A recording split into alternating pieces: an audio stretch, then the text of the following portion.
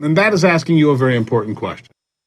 And I do it with the background of we all have busy lives and things going on and distractions all the time. And that makes it really hard, really difficult sometimes to focus on what's really happening and what's really important as we look into yet another new year, hoping that it will be better than the last.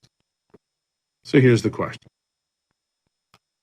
What if the country you've imagined you lived in your entire life, you don't? And maybe you never did because that country really doesn't exist. What if the United States was overrun by special interests and political power players that were shaping this country and the world long before you were born, and the direction we are headed was chosen a long time ago? Trust me, convenient alliances, political expediency, backroom deals, power plays, and largesse, all being moved around on game boards you never have seen, and in fact, didn't even know existed. What if you are actually less than zero? What if you weren't even a pawn because you never rose to that status? What if in the real scheme of things, you and I truly don't matter? You see, the America you were promised in grade school didn't exist then.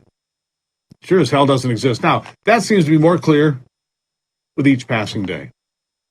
What if we're just these little cogs in a giant machine that has been built to serve powers and people far beyond your reach, and some almost beyond your comprehension, and your purpose is to feed that machine in some way, whether you realize it or like it or not? Now, I know, pretty depressing, but it's an important question. I mean, it really is the same one, phrased in different ways for you to understand. But from where I stand, people like George Soros and Klaus Schwab and thousands more you've never heard of are yanking your strings, yanking your chain. There isn't much to be done about it on most days.